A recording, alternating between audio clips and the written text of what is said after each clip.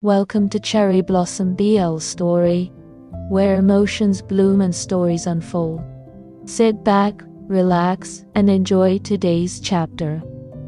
We imagine a house that never sleeps, a boy who was never allowed to exist, and a monster who was born the second his mother breathed her last. This isn't just a love story, it's a confession, the kind that ends with one of them already dead inside. Because when you lock something beautiful away long enough, it stops being prey. It becomes a mirror, and the mirror always lies. Welcome to the attic of Maplewood Lane, where the golden sun finally stopped pretending he wasn't the villain. If you're ready for the darkest, most twisted slow burn you'll see all year, drop a like, subscribe, and ring the bell before I drag you into the dark with me. Because once you step in, there is no turning back. I promise you will never look at love the same way again.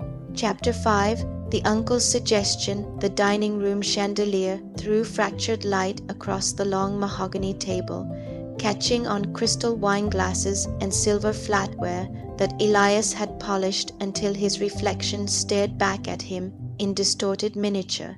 Kai had decided to host an extended family dinner, his first since the inheritance settled fully into his name. Not out of sentiment, but calculation. Appearances mattered, even in a family that had long since stopped pretending at warmth. The guest list was small and predictable. Aunt Lydia, widowed and sharp-tongued, who still sent Christmas cards with photos of her cats, Cousin Marcus, who worked in insurance and talked about nothing else, and Uncle Victor, twice divorced, perpetually red-faced, smelling faintly of bourbon even before he arrived. Victor was the loudest of them all, the one who told stories about his ex-wives like they were punchlines, the one who laughed too hard at his own jokes. Elias had spent the entire day preparing.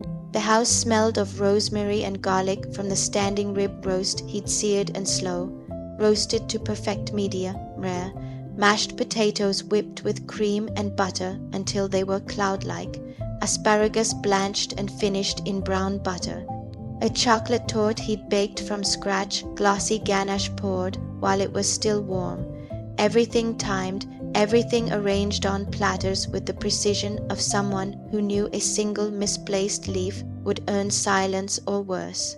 He served in silence, moving around the table like a shadow in a black button-down and dark slacks clothes Kai had chosen for him that morning, fitted just enough to remind everyone he was no longer the scrawny teenager who'd first scrubbed these floors.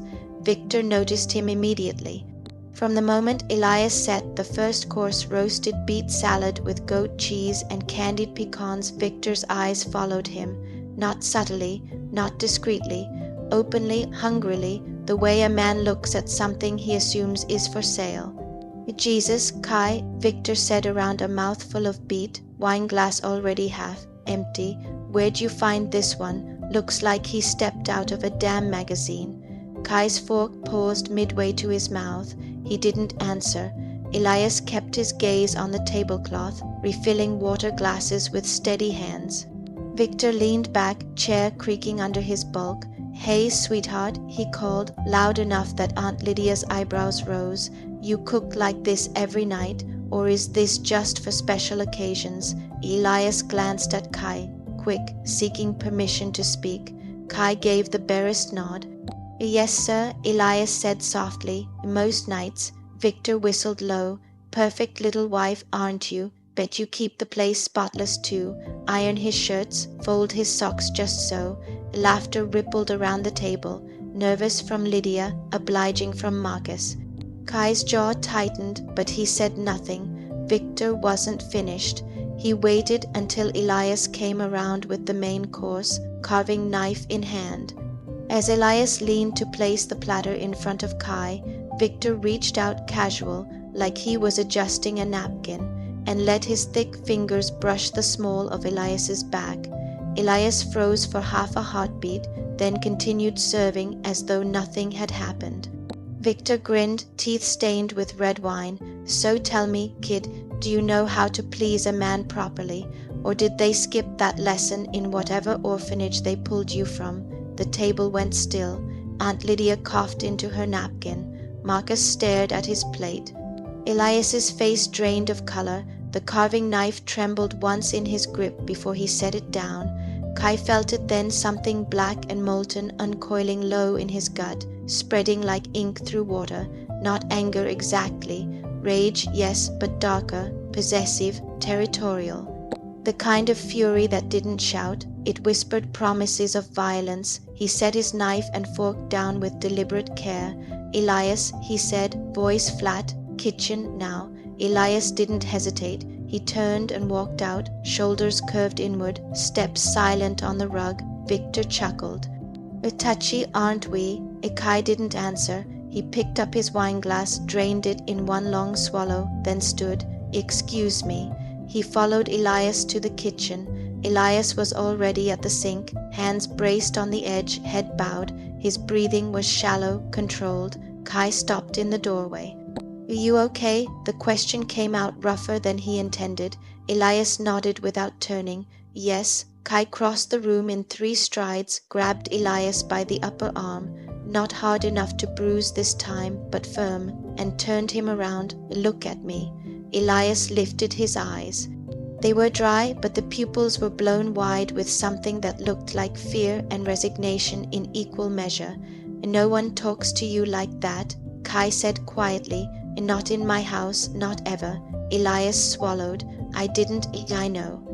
Kai's thumb pressed briefly against the inside of Elias's elbow, a touch that could have been comforting if it weren't so possessive.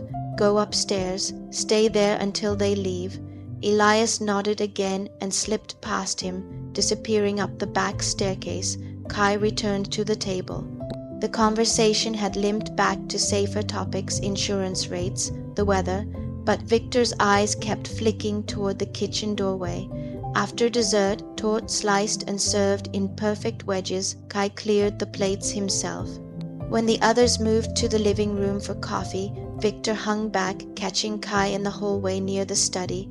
"Got a minute?" Victor asked, breath heavy with bourbon. Kai leaned against the doorframe, arms crossed. "Make it quick." Victor glanced around, then stepped closer, lowering his voice. "That boy of yours, Elias, he's a goddamn prize, Kai. Soft, pretty, obedient. You keep him locked up like that, someone's gonna try to take him. Seen the way people look at him? Hell, I look at him." Kai's expression didn't change. Victor leaned in. "Marry the kid into the family, make it legal, tie him down so no one else can touch him. Protect what's yours. You've got the house, the money, why not keep the pretty little thing too? Nobody's gonna question it, not in this family."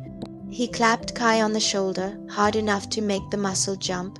"Think about it," Victor said, then ambled off toward the living room, already reaching for another drink. Kai stood there a long moment, staring at the spot where Victor had been.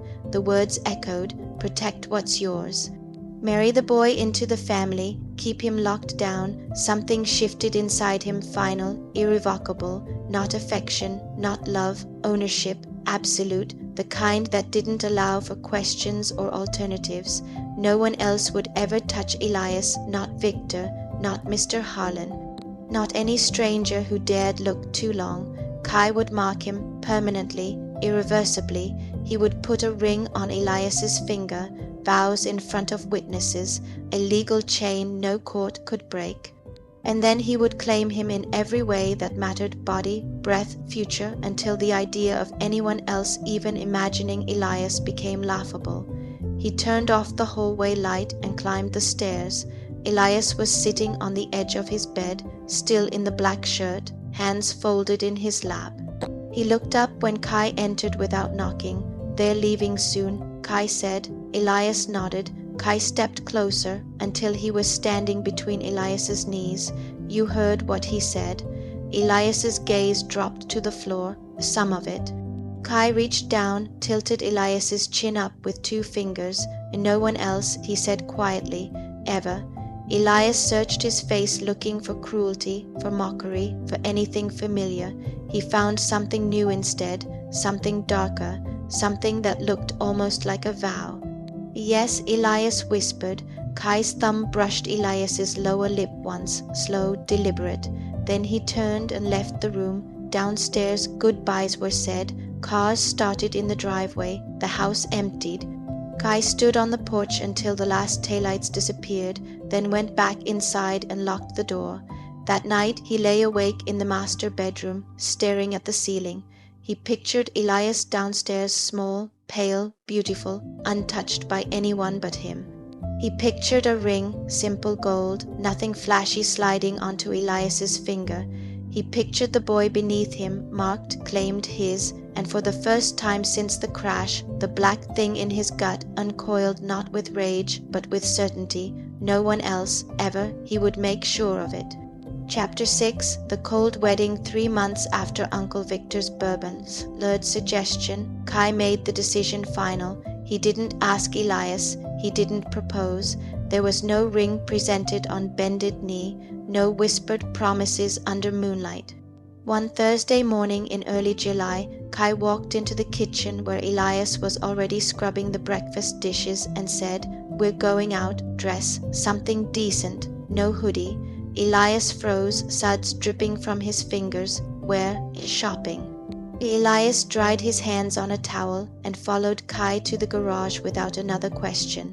The Porsche idled in the driveway, engine purring like a predator. Kai drove them downtown to the same upscale menswear boutique where he'd bought his own suits for college interviews and parties. The bell chimed softly as they entered. The salesman recognized Kai immediately and smiled with practiced warmth. "Mr. Voss, good to see you again. Looking for something specific?" Kai jerked his head toward Elias, who stood half a step behind him, eyes on the floor. White suit, wedding. Slim fit, classic, nothing flashy. The salesman's gaze flicked to Elias' quick appraisal, then professional neutrality. "Of course, right this way." They were ushered to a private fitting area at the back. Elias was measured in silence, shoulders, waist, inseam, neck. The tailor pinned and adjusted bolts of ivory wool. Silk blend, crisp white shirt beneath, narrow silver tie. Kai watched from the leather armchair, legs crossed, expression unreadable. When the final suit was presented, tailored to Elias's narrow frame, the jacket skimming his waist, trousers falling perfectly straight, Kai stood. "Try it on." Elias disappeared behind the curtain. Minutes later he emerged, pale against the white fabric, looking smaller and more fragile than ever. The suit made his beauty stark, high cheekbones, long lashes, the soft curve of his mouth. He looked like something delicate and breakable wrapped in snow. Kai studied him for a long moment. "Perfect," he said flatly. "We'll take it." He paid without looking at the total. Elias changed back into his street clothes in silence. They left with the garment bag draped over Kai's arm like a trophy. The wedding was scheduled for the following Saturday. Small, mechanical, family only. Aunt Lydia officiated, ordained online for the occasion, because no one wanted a priest asking uncomfortable questions. Cousin Marcus and his wife served as witnesses. Uncle Victor was invited, but conveniently indisposed with a hangover. The ceremony took place in the living room of the Maplewood house, the same room where Elias had once scrubbed vomit from the carpet after Kai's parties. Elias wore the white suit. Kai wore black charcoal suit, black shirt, no tie. They stood facing each other in front of the fireplace. Aunt Lydia read the vows from her phone screen in a brisk, businesslike tone. "Do you, Kai Voss, take Elias to be your lawfully wedded husband?" Kai's voice was steady. "I do." "Do you, Elias, take Kai to be your lawfully wedded husband?" Elias's throat worked. His eyes stayed fixed on Kai's collarbone. "I do." Rings were produced from Kai's pocket, simple platinum bands, no engraving. Kai slid one onto Elias's finger first. Elias's hand trembled as he returned the gesture. The metal felt cold and heavy, like a shackle disguised as jewelry. "You may kiss the groom." Kai leaned in. The kiss was chaste lips pressed briefly, dry, perfunctory, no heat, no tenderness. Witnesses clapped politely. Aunt Lydia beamed as though it were real. Then it was over. The small group lingered for cake, white fondant, single tier, Elias's own baking, and coffee. Conversation stayed surface level, weather, stock market, how nice the house looked. No one mentioned love, no one toasted to happiness. When the last guest left, Kai locked the front door. Aunt Lydia had insisted on decorating the bedroom before she departed. She'd slipped upstairs during the cake and scattered red rose petals across the duvet in the master suite, lit a dozen pillar candles on the dresser and nightstands, tied white satin ribbons to the headboard posts. The room smelled of roses and wax and faint vanilla from the candles. Kai carried Elias over the threshold bridal style, arms under knees and back, effortless because Elias weighed almost nothing. Elias didn't struggle or cling, he simply went limp, eyes fixed on the ceiling as Kai crossed into the candle-lit room and laid him on the petal-strewn bed, the white suit wrinkled beneath him. Rose petals clung to the fabric like blood drops. Kai stood over him, still fully dressed. Elias looked up wide-eyed, breathing shallow. Kai's voice came out flat, emotionless. "This is only to mark you. Don't get any romantic ideas. You're still nothing." Elias closed his eyes for a second, then opened them again. He nodded once. Kai undressed methodically, jacket draped over the chair, shirt unbuttoned and discarded, trousers folded. He climbed onto the bed, pushed Elias's jacket open, tugged the white shirt free of the waistband. No kisses, no caresses. He unbuckled Elias's belt, slid the trousers and underwear down in one motion, leaving the white shirt half on, sleeves still covering Elias's arms. Elias lay still, arms at his sides, legs parted just enough, eyes on the ceiling. Kai settled between his thighs. No preparation beyond a quick slick of lube from the nightstand drawer. He pushed in, slow at first, then hard, one deep thrust that made Elias's breath hitch and his fingers curl into the sheets. It was quick, mechanical, emotionless. Kai moved with efficient, punishing rhythm. Deep, steady strokes, hands braced on either side of Elias's head. Elias didn't moan, he didn't cry, he breathed through it. Short, controlled exhales, body rocking under the force but never arching toward it. When Kai came, it was with a low grunt, spilling inside without fanfare. He pulled out almost immediately, rolled off, stood. Elias remained on his back, legs still spread, white shirt rucked up, rose petals stuck to sweat, damp skin, semen leaking slowly onto the sheets. Kai buttoned his trousers, picked up his shirt. "Don't clean up yet," he said, "but I want to see it when I come back." He left the room, the door clicked shut behind him. Elias lay there alone in the ruined bed, candles guttering, petals wilting against his skin, the platinum ring cold on his finger. He didn't move for a long time. He stared at the ceiling and felt the ache settle deep inside him, not just between his legs, but somewhere higher, somewhere that had once hoped. The hope died quietly, without protest, just like everything else. When the last candle burned out, the room went dark. Elias stayed exactly where Kai had left him, waiting, always waiting. Chapter 7, Marriage as Stricter Cage. The platinum band on Elias's finger never came off, not to shower, not to sleep. Not even when his hands bled again from scrubbing grout lines that had already been scrubbed raw the day before. The metal warmed to his skin over the weeks that followed the wedding, but it never stopped feeling like a brand. Cold at first touch every morning, then heavy, then simply there. A constant, silent reminder. Kai didn't wear his own ring. He kept it on the dresser in a small velvet box, untouched except when he needed to show it to someone, family, a business associate who asked polite questions about the newlywed glow. Then he would slip it on for the duration of the conversation, smile thinly, and remove it the moment the door closed behind them. Elias never commented. He never asked why. The morning after the wedding, Kai waited until Elias had finished clearing the breakfast dishes, scrambled eggs Kai had barely touched, coffee gone cold. Before he spoke the new rules, they stood in the kitchen, Elias at the sink, suds up to his elbows. Kai leaning against the island, arms crossed, still in the black shirt from the night before, sleeves rolled to his forearms. Things change now, Kai said. You're not just staff anymore, you're mine, legally, permanently, so listen carefully. Elias turned off the faucet, dried his hands on the dish towel, kept his eyes on the counter, in no eye contact with outsiders, not the delivery guy, not the mailman, not the neighbor who waves over the fence. You look at the ground, you keep your head down. If someone speaks to you, you answer in as few words as possible. No smiles, no small talk, nothing that could be mistaken for invitation. Elias nodded once. I never interfere in my personal life. I bring someone home, you stay in your room, you hear anything, moans, laughter, headboard. You put in earbuds or you leave the house if I tell you to. You don't comment, you don't look hurt, you don't exist while they're here. Another nod. Kai stepped closer.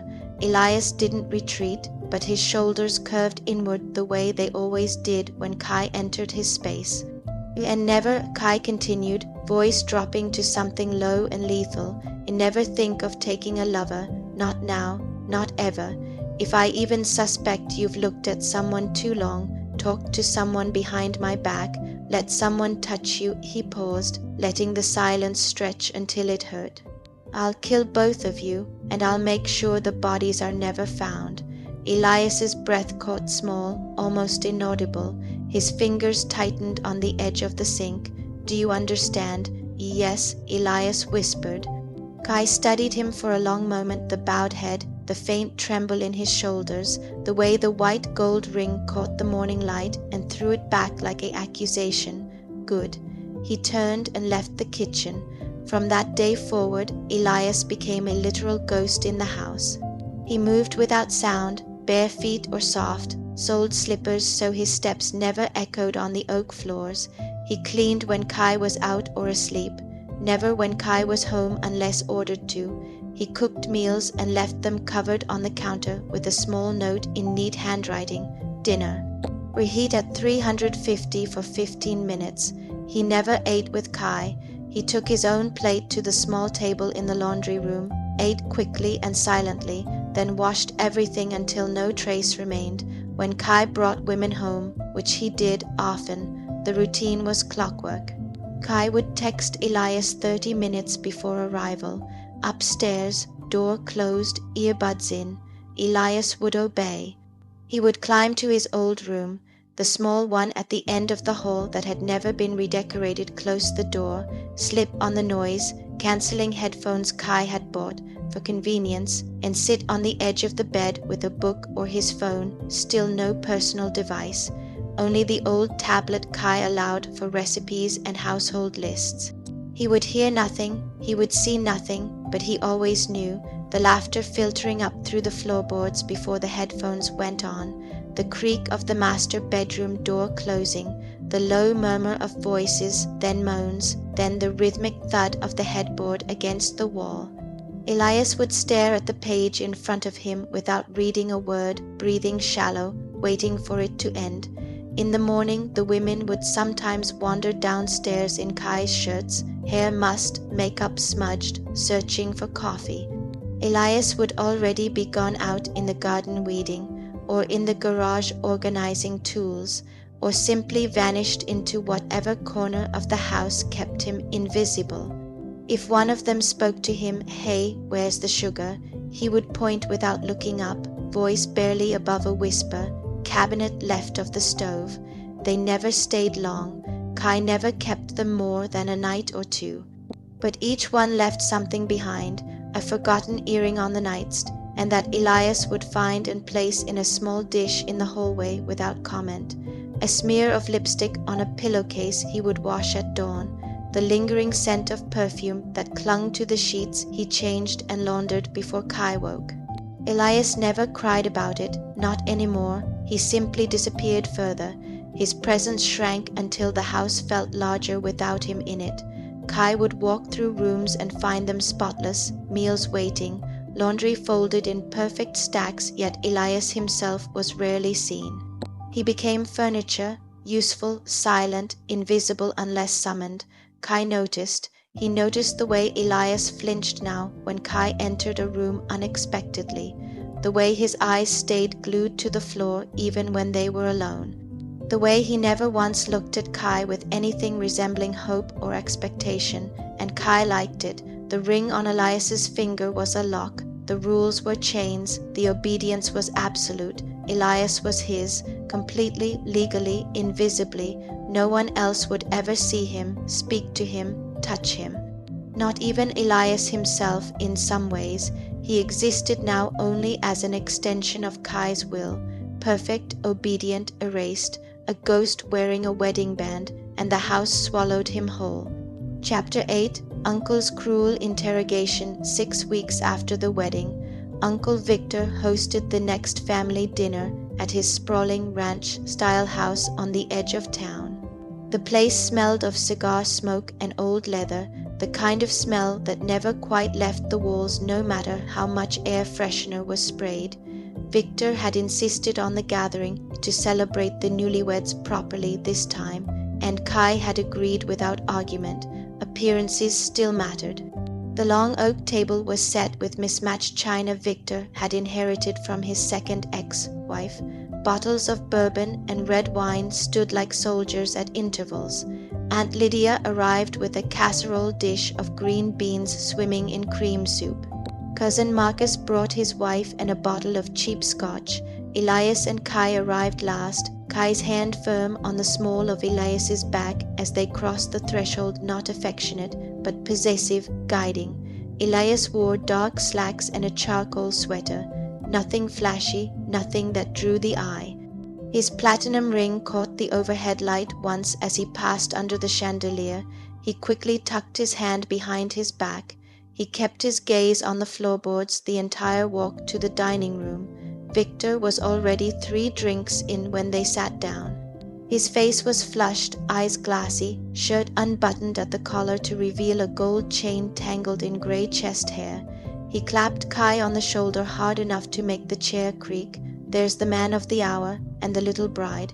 Victor's grin was wide and wet. Sit, eat, drink. We're family. Elias took the chair beside Kai without a word. He folded his hands in his lap, eyes fixed on the empty plate in front of him. Dinner crawled forward, roast chicken tough from overcooking, potatoes lumpy, conversation loud and disjointed. Victor dominated, as always, stories about his latest business deal, complaints about alimony, crude jokes about women who knew their place. No one interrupted, no one corrected him. Halfway through the main course, Victor's gaze settled on Elias again. He leaned forward, elbows on the table, bourbon sloshing in his glass. So, he said, voice carrying over the clink of silverware, how's married life treating you two? Kai cut a piece of chicken with deliberate slowness. Fine. Victor's eyes narrowed, playful but mean. If fine, that's all I get. Come on, nephew, you've got yourself a pretty little thing there. He jerked his chin toward Elias, bet the wedding night was something to remember. Aunt Lydia cleared her throat. Victor, really, Victor waved her off. Oh, come on, Lydia, we're all adults, family. He leaned closer to Elias, who hadn't lifted his eyes once. Tell me, kid, did you make it good for him, or did he have to teach you everything? Elias's shoulders stiffened. His fingers tightened until the knuckles bleached white. Victor laughed, loud and phlegmy. Quiet one, huh? That's the best kind. Bet he's real obedient in bed. He turned to Kai, grinning like they were sharing a private joke. So, spill it. Did the little bitch go into heat, moan like a dog in heat, scream for you till his voice gave out? The table fell silent except for the low crackle of the fireplace in the next room. Elias sat frozen, eyes down, breathing so shallow his chest barely moved. Invisible except for the faint tremor in his hands, Kai set his fork down. He wiped his mouth with the napkin, folded it neatly, placed it beside his plate. When he spoke, his voice was smooth, almost casual. Screamed and begged till sunrise, he said, a beat of silence. Then Victor roared with laughter, deep, booming, slapping the table so hard the glasses jumped. That's my boy. Knew you had it in you. Marcus chuckled nervously.